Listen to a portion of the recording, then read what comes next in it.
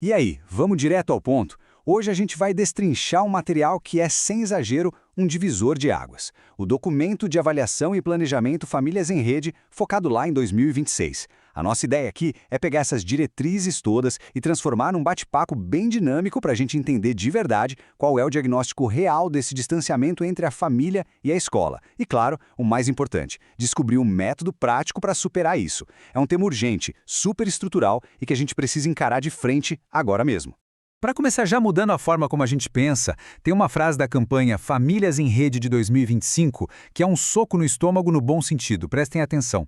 A escola que espera a família vir está esperando o errado.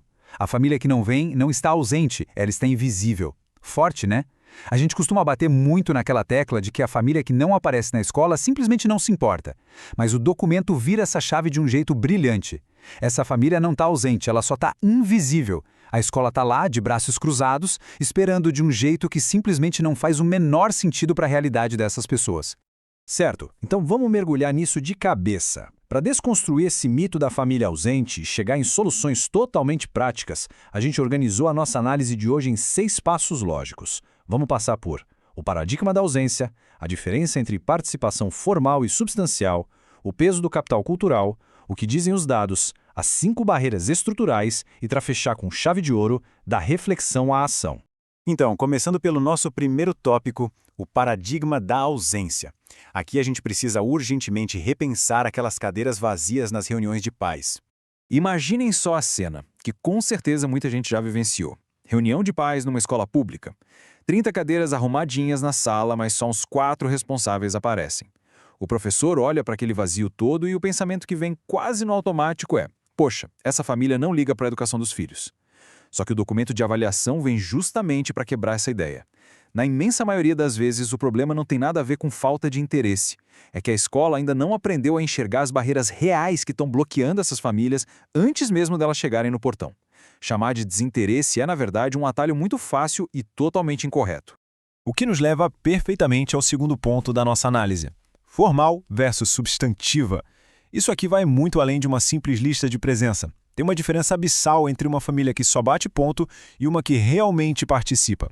Isso ilustra muito bem a dinâmica da coisa. A participação formal é aquele modelo quadradão, tradicional. Os pais vão lá na festinha, assinam um boletim e ficam só ouvindo, de forma super passiva. É ótimo para gerar estatística e preencher lista de presença, mas não dá para a família nenhuma voz ativa no projeto pedagógico. Agora, a participação substantiva, aí sim onde a mágica acontece. É a construção lado a lado, sabe? É a escola olhar para os saberes daquela família como algo legítimo, que soma no currículo, criando um espaço de escuta que seja democrático de verdade. O grande problema é que a maioria das escolas ainda fica travada lá no modelo formal, e quando a família não aparece para assinar o papelzinho, a culpa recai toda sobre ela. Para a gente aprofundar um pouco mais, é fundamental entender a raiz sociológica de tudo isso. Vamos entrar no nosso terceiro tópico, o peso do capital cultural, trazendo um pouquinho da teoria de Pierre Bourdieu para a nossa conversa. O Bourdieu, que foi um sociólogo francês incrível, explicou uma coisa que faz todo o sentido. A escola tem um código próprio. Pensem bem, para crianças de famílias mais privilegiadas, a escola acaba sendo só uma extensão natural da sala de casa. Elas já dominam aquelas referências e a linguagem mais formal. Mas quando a gente olha para famílias em contextos de vulnerabilidade, a escola vira um espaço quase alienígena, super difícil de decifrar, que ninguém ensinou a elas como navegar.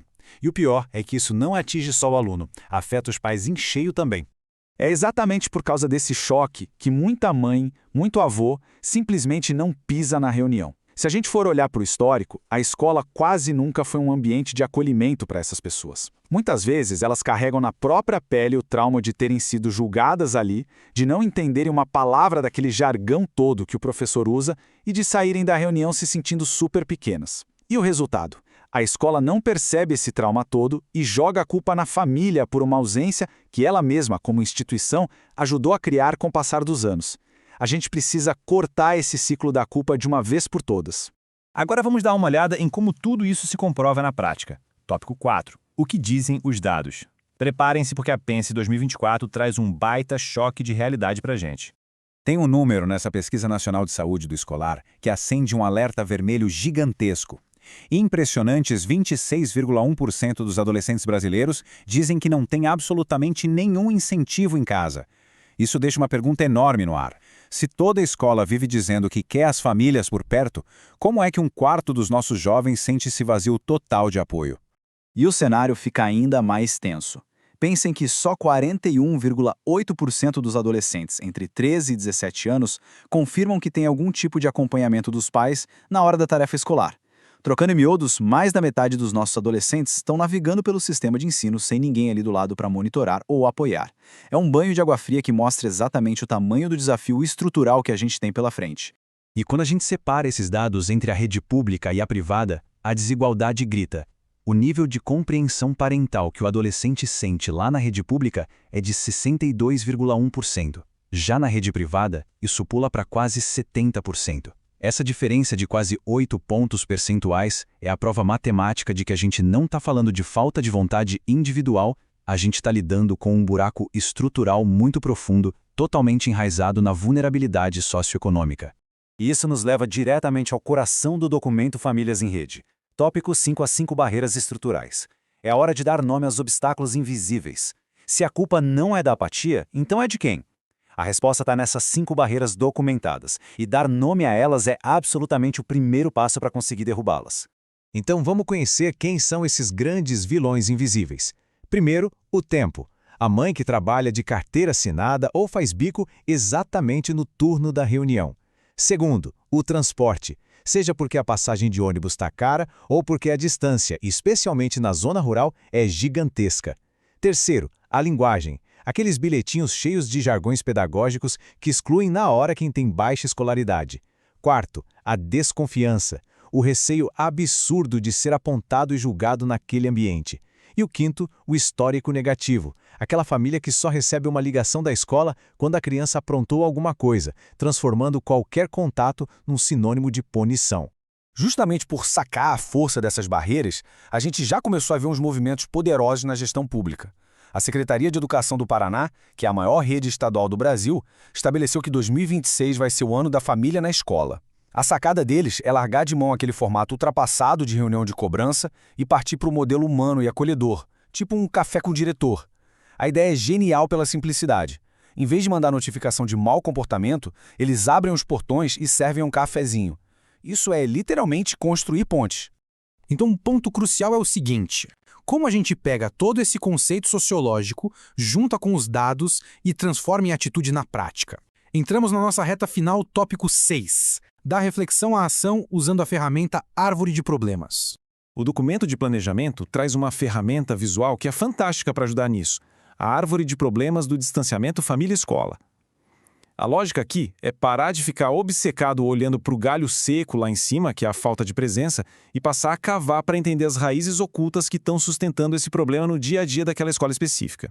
O método funciona em 3 passos super diretos e poderosos. Passo 1. Mapear as situações reais. Nada de generalizar dizendo os pais não vêm. Seja específico. Na reunião de março, tivemos apenas 4 de 28 pais presentes. Passo 2. Identificar qual é a raiz da coisa, a barreira estrutural. Vamos supor que a equipe descobre que a maioria desses pais trabalhava à tarde, bem no horário da reunião. Opa, a barreira é o tempo. E aí vem o passo 3, que é formular a intervenção. A nossa hipótese para quebrar essa barreira vira, por exemplo, oferecer a próxima reunião em 2 horários, bem cedinho e à noite. Fica claro como isso tira o peso da reclamação e foca totalmente na solução prática?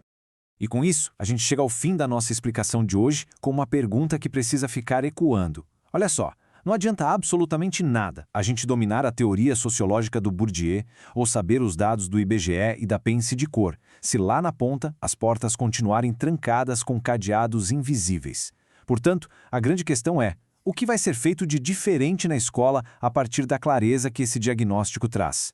Essa é a chave que está na mão de quem atua lá na linha de frente na educação para derrubar essas paredes e, finalmente, enxergar aquela família que, na verdade, sempre esteve lá. Fica aí essa provocação. A gente encerra essa nossa análise detalhada por aqui. Um grande abraço e até a próxima.